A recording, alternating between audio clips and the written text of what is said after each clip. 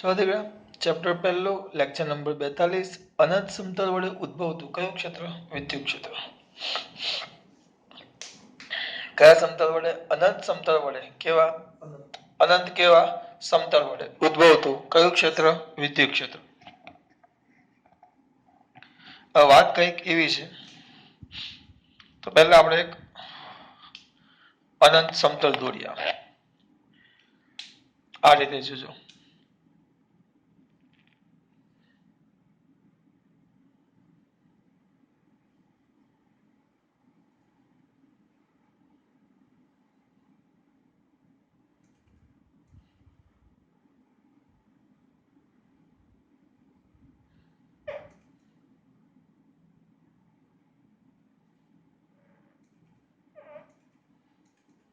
કયું સમતલ છે? અનંત. ધ્યાન આપજો ખાસ. આ છે અનંત સમતલ. બરાબર. પહેલો મુદ્દો લખું છું, ધ્યાન આપજો. સમાન રીતે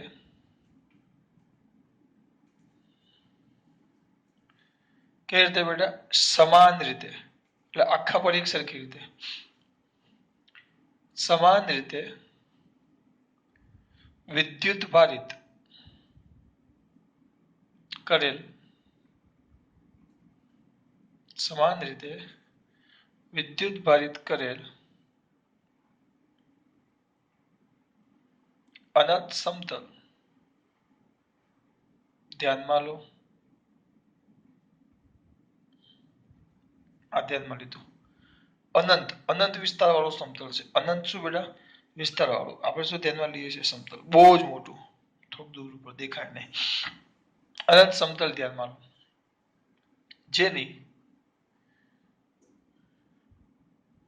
જેના પર અથવા જેની પૃષ્ઠ ઘનતા, પૃષ્ઠ આખો શબ્દ લખીએ તો ખાલી પૃષ્ઠ ન લખાય, જેની પૃષ્ઠ વિદ્યુતભાર ઘનતા સિગ્મા છે. આ સમતલને એ રીતે ગોઠવું છે કે જેથી કરીને એક્સ અક્ષ, જોજો આમ આ રીતે સમતલને એ રીતે ગોઠવેલું છે કે જેથી કરીને કયું અક્ષ બેટા? એક્સ અક્ષ. એક્સ અક્ષ. સમતલને એ રીતે ગોઠવેલું છે કે જેથી કરીને કયું અક્ષ બેટા? એક્સ અક્ષ. તો જેની પૃષ્ઠ ઘનતા સિગ્મા છે. હવે સમતલને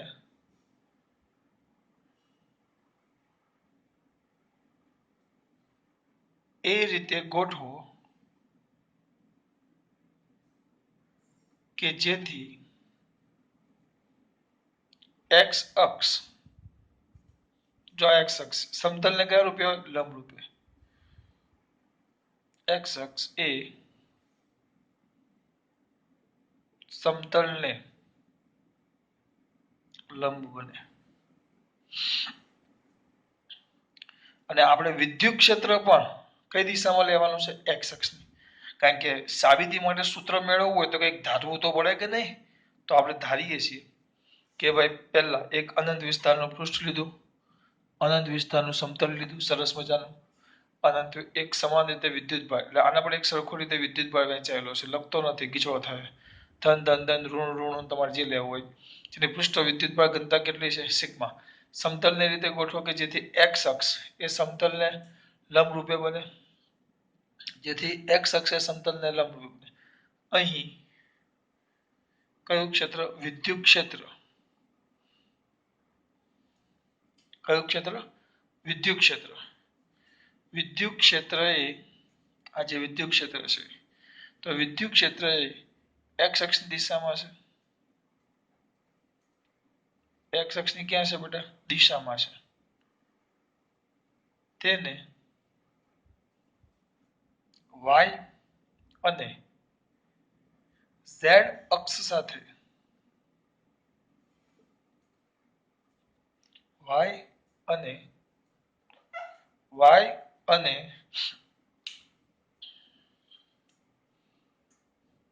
વાય અને ઝેડ અક્ષ સાથે કોઈ જ સંબંધ નથી અથવા એના પર કોઈ આધાર રાખતો નથી. બહુ અઘરો નથી, બહુ સિમ્પલ રીતે લખવું છે. જો સિગ્મા પ્લસ હોય, સિગ્મા ગ્રેટર ધેન 0, આ બધું પ્લસ હોય તો વિદ્યુત ક્ષેત્ર ક્યાં આવે? તો વિદ્યુત ક્ષેત્ર બહાર તરફ.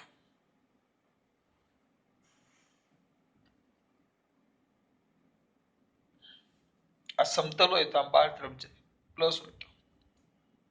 સિગ્મા લેસ ધેન 0 એટલે ઋણ હોય, ઋણ, તો વિદ્યુત ક્ષેત્ર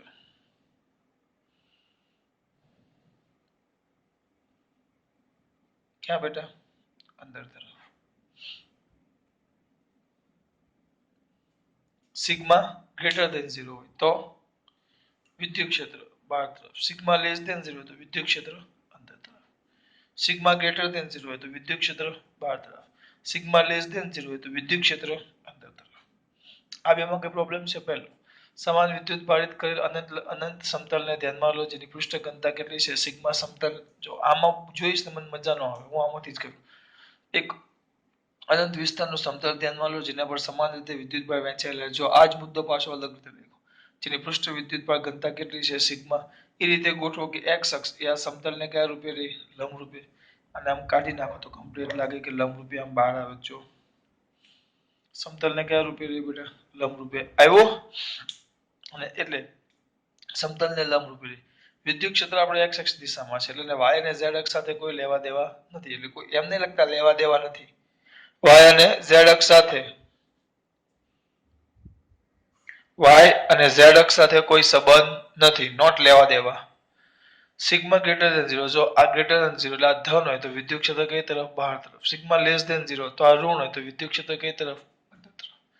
ગ્રેટર ધેન 0 તો બહાર તરફ, લેસ ધેન 0 તો અંદર તરફ. આ થઈ ગઈ સિગ્માની વાત. કોની વાત થઈ ગઈ? સિગ્માની.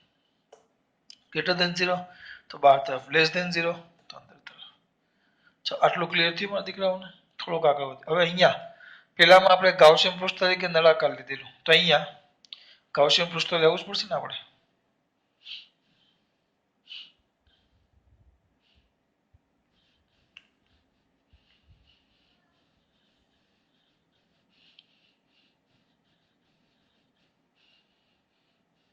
આને હું ભૂસી નાખું છું કારણ કે આને આપણે પછી દોરીએ, વચ્ચેથી દોરવાની છે એટલે. બરાબર, 2 મિનિટ. જો તમારે એકદમ પરફેક્ટ આકૃતિ દોરવી હોય ને તો આનું વર્ણન થઈ ગયું. હવે કેમ દોરીએ જુઓ, મસ્ત રીતે સમજાવું. પહેલા છે ને પૃષ્ઠ દોરી દેવાનું, પરીક્ષામાં દોરો ત્યારે.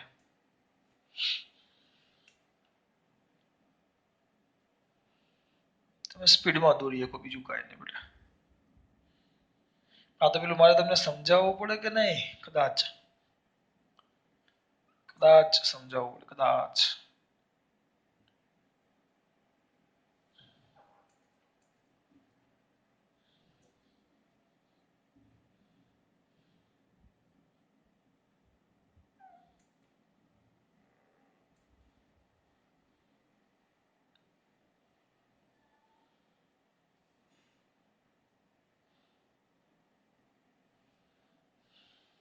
બરાબર, આ પહેલા દોરી દેવાનું. પછી છે ને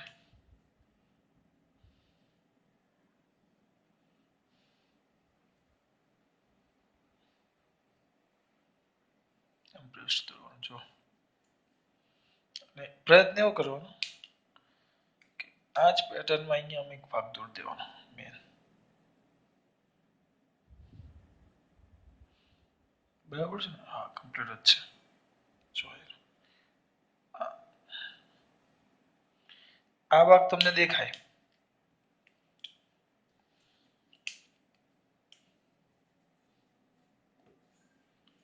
આ દેખાય.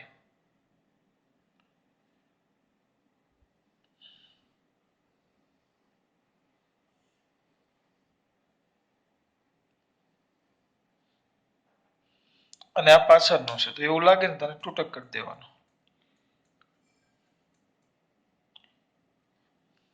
થઈ ગયું કમ્પ્લીટ.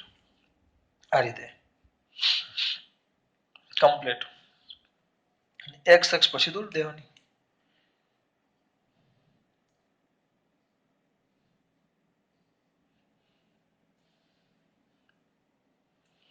મારી પાસે સ્કેલ છે, તમે પહેલેથી તૂટક કરી શકો. મારી પાસે સ્કેલ નથી બેટા. અહીંયા સુધી આવે.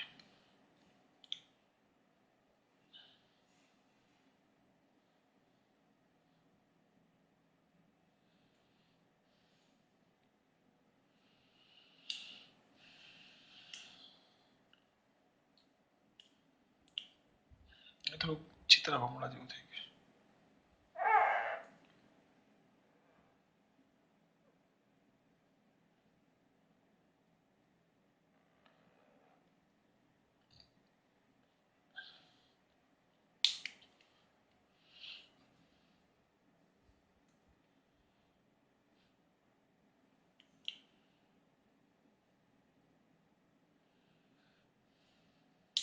થઈ ગયું. આકૃતિ છે તો શેમાં દર્શાવ્યા અનુસાર? હા, શા બેટા? આકૃતિમાં થોડુંક વધારે જોજો, ધ્યાન આપજો.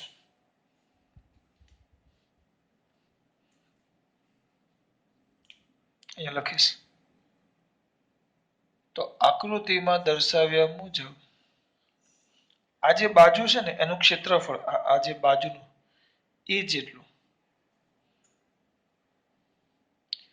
એ જેટલા ક્ષેત્રફળ ધરાવતું એક લંબઘન કહેવાય, સમઘન નો કહેવાય, લાંબુ છે, લાંબુ લંબઘન ગૌસિયન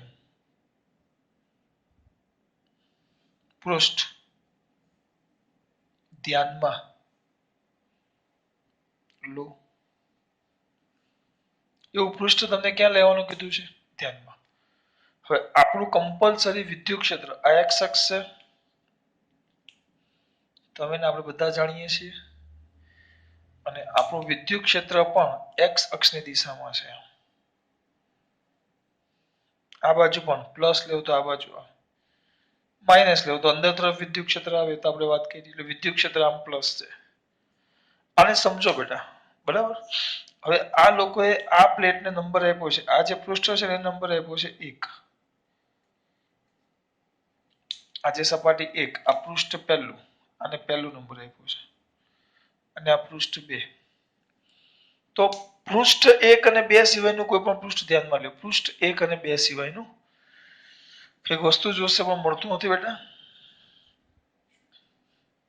વિચારો, આમ છે, આમ છે, વિચારો. વિદ્યુત ક્ષેત્ર એક્સ અક્ષની દિશામાં છે. તો ચલો અહીંયા હું લ્યો આ સપાટી, આ ઉપરની સપાટી, તો વિદ્યુત ક્ષેત્રફળ સદિશ ક્યાં આવશે? ઉપર. વિદ્યુત ક્ષેત્ર ક્યાં આવશે? આ બાજુ. તો બંને વચ્ચે ખૂણો કેટલો થયો? 90. 90 થાય તો 90 થાય, cos 90 આવે. ફ્લક્સ શોધવાનું છે તો 90. પછી આને પૃષ્ઠ તરીકે લેવું, આ બાજુને પૃષ્ઠ તરીકે લેવું, સમઘન છે, સોરી લંબઘન છે. તો ક્ષેત્રફળ સદિશ આ બાજુ, અને વિદ્યુત ક્ષેત્ર તો કમ્પલસરી આ બાજુ જ આવશે, ધન એક્સ ની દિશામાં અથવા એક્સ અક્ષની દિશામાં.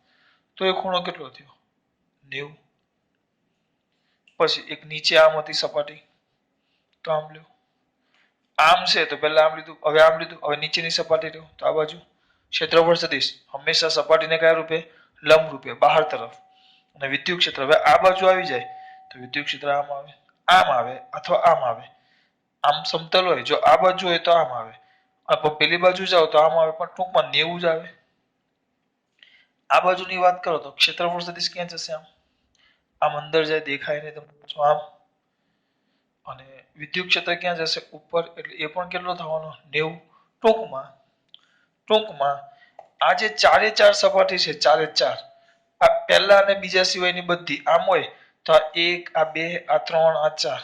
આ બાજુ ક્ષેત્ર, આ બાજુ લંબ, આ બાજુ ક્ષેત્ર, આ બાજુ લંબ, આ બાજુ ક્ષેત્રફળ સદિશ નીચે, વિદ્યુત ક્ષેત્ર આ બાજુ લંબ. આમ દોરો તો ક્ષેત્રફળ સદિશ અંદર, વિદ્યુત ક્ષેત્ર આ બાજુ લંબ. આમ લેશો તો ક્ષેત્રફળ સદિશ ઉપર, ઉપર, વિદ્યુત ક્ષેત્ર આ બાજુ લંબ. તો ટૂંકમાં લંબ જ થશે.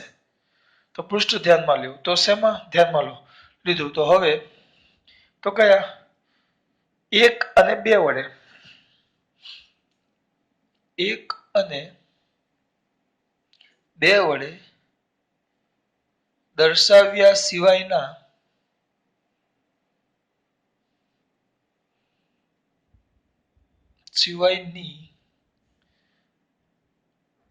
સિવાયની બધી જ સપાટી માટે ઈ લંબ એ થાય. ચલો ઈ લંબ કેવું થાય? એ તો ઈ લંબ એ હોવાથી થીટો કેટલો થશે? 90. થીટા 90 થાય તો ફ્લક્સ 5 ઇઝ ઇક્વલ ટુ, તમને હમણાં જ છે લેવું, ઈ એ કોસ થીટા 5 1 કહી દો. 5 1 is equal to E A cos theta, તો is equal to E A cos 90. Cos 90 કેટલા થઈ જાય? 0. એટલે બધી જ સપાટીઓ સાથે સંકળાયેલું ફ્લક્સ 1 અને 2 સિવાયની બધી સાથે સંકળાયેલું ફ્લક્સ 5 1 કેટલું થશે? 0. હવે 1 વડે દર્શાવેલ સપાટી સાથે અથવા પૃષ્ઠ સાથે સંકળાયેલ વિદ્યુત ફ્લક્સ. તો ફ્લક્સ નું સૂત્ર શું આવે બેટા? સર તરત બોલશે. અહીંયા 5 1 કહીએ આને, બરાબર. પાછું એક અમુક પાછા ટેન્શનમાં આવી જાય. પહેલી સપાટી વડે એ પૂછે ને તો આને 5 1 કહી દે, તો આને ખાલી બદલી નાખો બેટા, 5 3 કહી દઈએ, મગજમારી નહીં, બરાબર. 5 3 કહો તો એ ચાલે, 5 1 કહો તો એ ચાલે. મેં 1 કેમ કીધું? 1 વડે દર્શાવ્યું છે એટલે. તો 5 1. જો સપાટી માટે વિચારો, હવે આમ છે, આમ જો આમ. હવે હું આની વાત કરું છું, આ બાજુની આમ. તેનો ક્ષેત્રફળ સદિશ કઈ બાજુ આવે? આ બાજુ જો. અને વિદ્યુત ક્ષેત્ર કઈ બાજુ આવે? આ બાજુ. તો બંને કઈ દિશામાં આવ્યા? એક જ દિશામાં. જો આ જ મેન છે, બાકી બધે વિદ્યુત ક્ષેત્ર આમ, ક્ષેત્રફળ સદિશ આમ 90. વિદ્યુત ક્ષેત્ર તો આ બાજુ, ક્ષેત્રફળ સદિશ નીચે 90. આ બાજુ ક્ષેત્રફળ, વિદ્યુત ક્ષેત્ર આ બાજુ, ક્ષેત્રફળ સદિશ આ બાજુ 90. બધી બાજુ લંબ થાય એટલે 0 થઈ જાય. કારણ કે 5 E cos θ, એટલે દરેક સપાટી સાથે સંકળાયેલું ફ્લક્સ કેટલું થઈ જાય? 0. હવે 5 1 તો 5 1 એટલે આ પહેલી સપાટી છે, તો ક્ષેત્રફળ સદિશ આ બાજુ જો, સપાટીને લંબ આમ આ બાજુ, અને વિદ્યુત ક્ષેત્ર પણ આ બાજુ. તો બંને વચ્ચેનો ખૂણો કેટલો થઈ ગયો? 0. તો બાજુમાં લખવાનું flux 5 1 is equal to EA cos theta,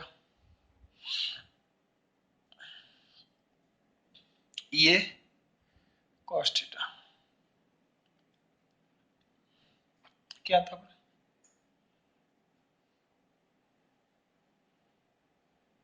અહીંયા લખવાનું ને, શું લખશું બેટા? કે E સમાંતર, બંને એકબીજાને સમાંતર છે, કારણ કે ક્ષેત્રફળ સદિશ આમ હતો અને વિદ્યુત ક્ષેત્ર પણ આ બાજુ હતો. બંને કઈ દિશામાં આવ્યા? એક જ દિશામાં. આ કે ના? તો થીટો કેટલો થઈ ગયો? 0. તો જો કિંમત મૂકો બેટા, EA cos 0. cos 0 કેટલા થાય? 1. તો ઇઝ ઇક્વલ ટુ EA, જેને 5 1 કહેશું આપણે, જે આપણા માટે સમીકરણ નંબર 2. આ સમીકરણ નંબર 1. પછી 2 વડે દર્શાવેલ સપાટી અથવા પૃષ્ઠ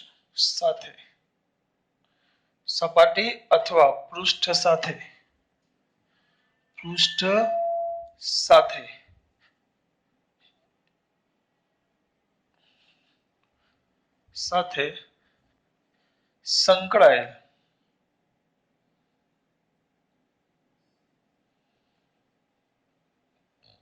વિદ્યુત ફ્લક્સ 5 2. એ સૂત્ર તો એ જ આવે, E cos θ. બાજુમાં લખી નાખો કે ભાઈ E અને E સમાંતર, થીટો 0. કેમ E અને E સમાંતર? આ બાજુ બેટા આ સપાટી છે, તો ક્ષેત્રફળ સદિશ આ બાજુ અને વિદ્યુત ક્ષેત્ર પણ આ બાજુ. બંને કઈ દિશામાં થયા? એક જ દિશામાં. તો is equal two EA cos 0 તો ઇઝ ઇક્વલ ટુ ઈ એ, કારણ કે cos 0 તો કેટલા થાય 1, આ આવી ગયો 5 2, જેને કેવા હશે સમીકરણ નંબર 3, સમીકરણ 1 2 અને 3 પરથી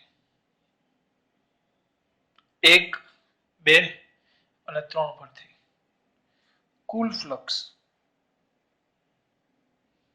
કુલ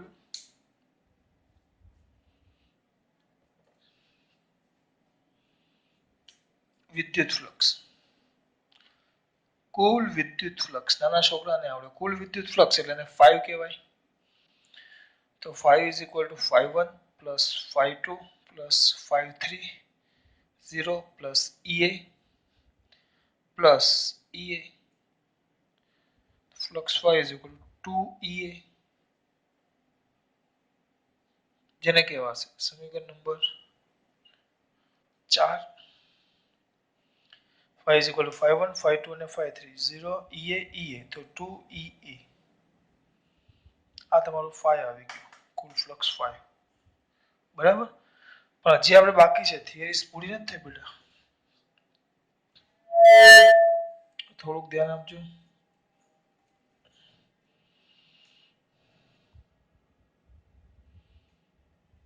બરાબર, હવે કેવું જો ફ્લક્સ 5 બરાબર 2EA આવ્યું માં દીકરા, 5 બરાબર 2EA.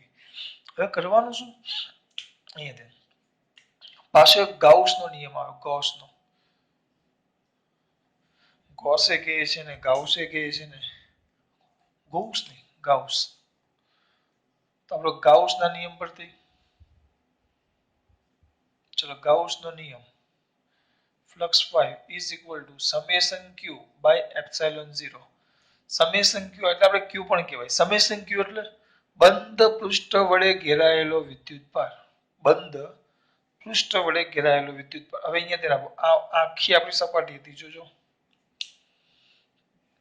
અહીંયા દોરું છું, આખી આપણું શું કહેવાય સમતલ અનંત વિસ્તારનું અનંત સમતલ છે.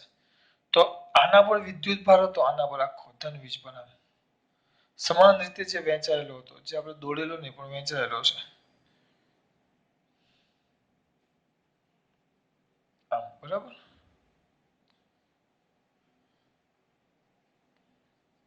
હવે એમાં આપણે શું લીધું પૃષ્ઠ, કંઈક આવું આપણે પૃષ્ઠ લીધું.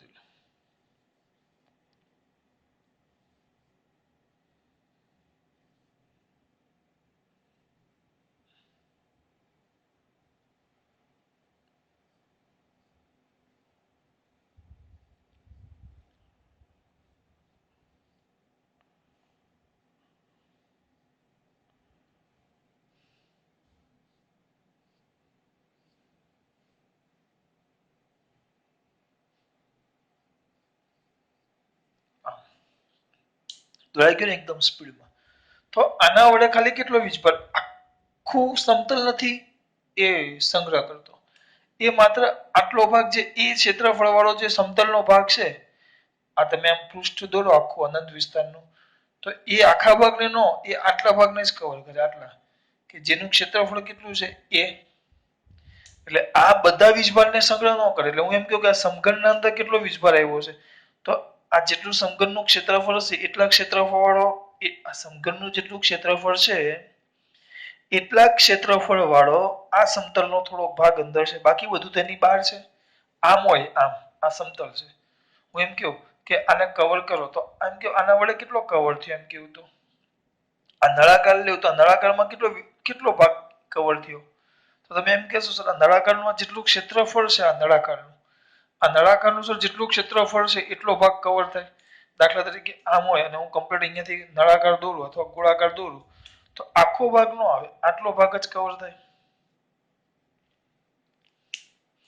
કારણ કે મારે એ ભાગ તો અહીંયાથી આટલો જ જવાનું છે આમ, એટલે આટલો ભાગ જ કવર થયો, આખા સમતલમાંથી આટલો ભાગ જ કવર થયો.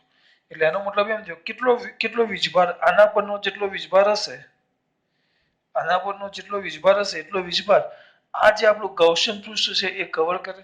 કારણ કે સમેશન ક્યુ એટલે આપણે શું દર વખતે બોલવાનું, સબમિશન ક્યુ એટલે બંધ પૃષ્ઠ વડે ઘેરાયેલો વિદ્યુતભાર. તો તરત જ મારો પોયરો બોલે બંધ પૃષ્ઠ વડે ઘેરાયેલો એટલે આખો નો આવે, આખો ભાગ નો આવે. હું ત્યાં ચાલ્યો ગયો, આટલો ભાગ જ આવે, જો આટલો. તો એ તેનું ક્ષેત્રફળ કેટલું છે એ. તો આપણે ભણી ગયા પૃષ્ઠ ઘનતા કેટલી છે સિગ્મા. તો સિગ્મા ઇઝ ઇક્વલ ટુ તો ક્યુ બાય તેના પરથી ક્યુ ઇઝ ઇક્વલ ટુ શું આવશે સિગ્મા એ. અહીંયા તમે ખાલી ક્યુ કરી નાખો એટલે તમારે તો ક્યુ કેટલો આવ્યો સિગ્મા એ. તો આ કિંમત બાજુમાં મૂકી દઉં તો flux 5 is equal to sigma A, જેને કહેવાશે સમીકરણ નંબર 4. આ પહેલી રીતે શોધેલું ફ્લક્સ છે અને આ ગાઉસનો નિયમનો ઉપયોગ કરીને શોધેલું ફ્લક્સ છે. ફ્લક્સ તો કોના માટે છે? આ અનંત વિસ્તારના પૃષ્ઠ માટે જ છે બેટા. વસ્તુ એક જ છે પણ કેટલી રીતે શોધ્યું? બે રીતે. તો બે વસ્તુ એક જ છે, આ ફ્લક્સ અને આ પણ ફ્લક્સ. તો સમીકરણ સોરી આ ચોથું છે તો આ થઈ જશે પાંચમું. તો સમીકરણ કયા બેટા 4 અને 5 પરથી શું થાય? 4 અને 5 પરથી બોલો. 2 EA બરાબર સિગ્મા એ, તેના પરથી E બરાબર સિગ્મા બાય આ સિગ્મા છેદમાં એપ્સિલોન 0 રહી ગયું ને બેટા. આનો Q ની કિંમત મૂકવાની. તો અહીંયા છેદમાં એપ્સિલોન 0 અહીંયા આવશે છેદમાં એપ્સિલોન 0 એ ગયા છેદમાં 2 એનું સૂત્ર E is equal to sigma by twice epsilon 0. હવે આને સદિશ સ્વરૂપે લખો તો સદિશ સ્વરૂપે શું આવશે? Vector E is equal to sigma by આ યાદ રહેવું જોઈએ sigma by twice epsilon 0 પણ સાથે આવે n કેરેટ. n કેરેટ આ n કેરેટ એટલે વિદ્યુત ક્ષેત્રની દિશામાંનો એકમ સદિશ. વિદ્યુત ક્ષેત્રની દિશામાંનો એકમ સદિશ. સમીકરણ અને આપી દો 6 અને આપો 7. તો તમે એમ કહી શકો સમીકરણ 6 અને 7 પરથી કહી શકાય કે આ જે વિદ્યુત ક્ષેત્ર છે વિદ્યુત ક્ષેત્ર અનંત વિદ્યુત ભારિત સમતલનું વિદ્યુત ક્ષેત્ર. જો એમાં તમે ધ્યાનથી જુઓ તો એ વિદ્યુત ક્ષેત્ર સિગ્મા એટલે પૃષ્ઠ ઘનતા, પૃષ્ઠ વિદ્યુતભાર ઘનતા એટલે આ સપાટી પર વીજભાર કેમ વહેંચાયેલા છે એના પર 2 એ તો અચળ છે, એપ્સિલોન 0 એ પણ અચળ છે. એટલે તમે જો તમે આ પ્લેટની નજીક હોય કે દૂર હોય, વધારે નજીક હોય કે દૂર હોય, હાવ નજીક હોય, થોડાક દૂર જતા જાઓ, અંતર તમારું આ બિંદુ બદલતા જાઓ તો અંતર સાથેને કોઈ લેવા દેવા નથી, જો કારણ કે અંતર છે જ નહીં. જો એટલે કહી શકાય કે અનંત સમતલ વડે અનંત વ્યવસ્થિત લખીએ સમાન વિદ્યુતભાર વિતરણ ધરાવતા અનંત સમતલ વડે ઉદ્ભવતું વિદ્યુત ક્ષેત્ર એ સમતલથી અંતર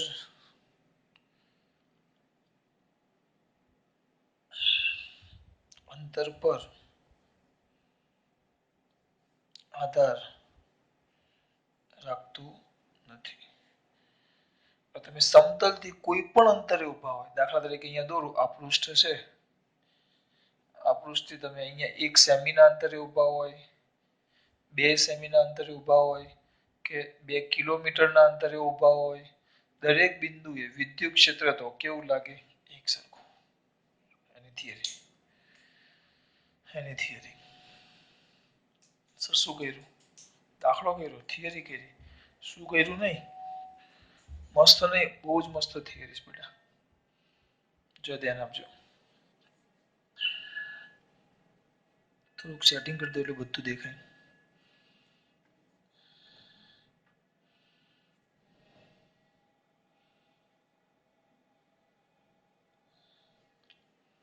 જોજો હવે ક્યાં તમારા દીકરા પાછું પહેલેથી બરાબર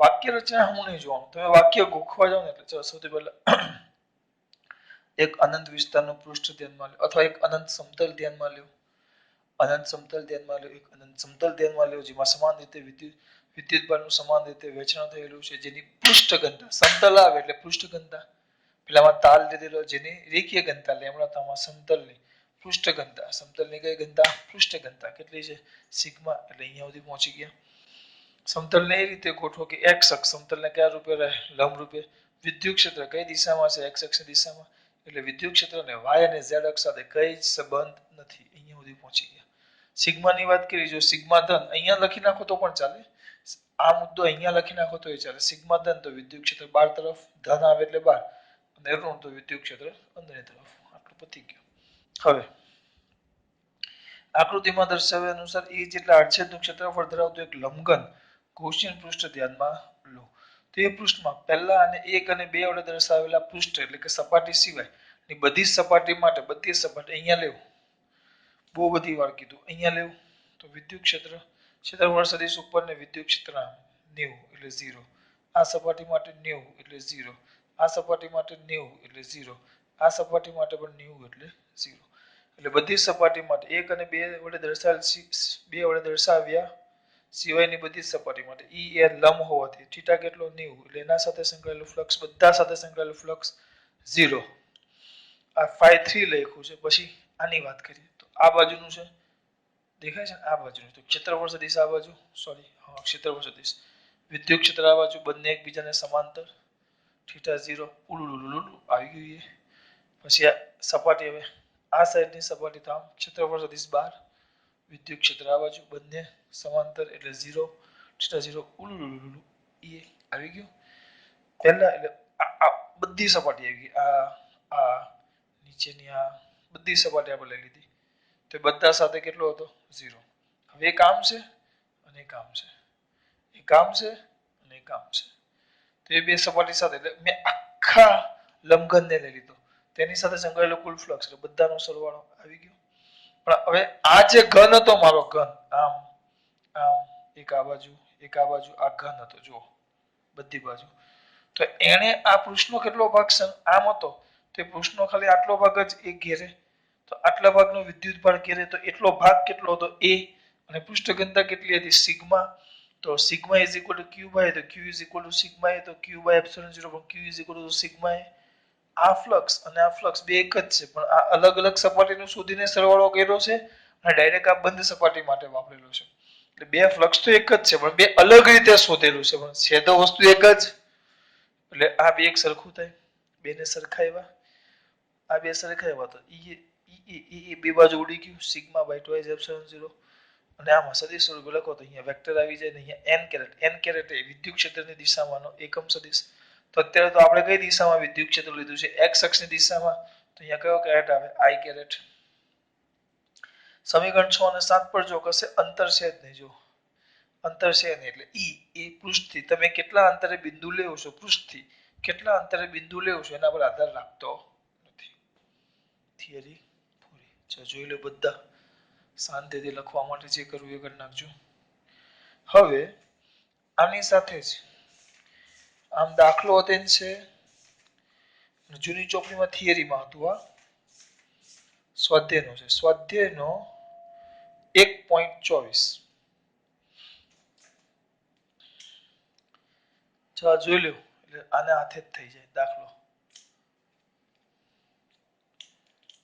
કે પછી અલગથી કરી દો થિયરી અલગ રાખો થિયરી અલગ રાખીએ ચાલો બરાબર આ થિયરીમાં ખબર પડી બેટા જોઈ લેજો ખબર પડી સૂત્ર યાદ રાખો ને હંમેશા અનંત વિસ્તારનું પૃષ્ઠ કે અથવા સમતલ કે અનંત વિસ્તારનું સમતલ તો સૂત્ર યાદ હોવું જોઈએ E = સિગ્મા બાય 2 એપ્સિલોન 0 અનંત લંબાઈનો તાર E = λ/2 પાઈ એપ્સિલોન 0 r ખબર પડી ચલો ખાસ વાત જય શ્રી કૃષ્ણ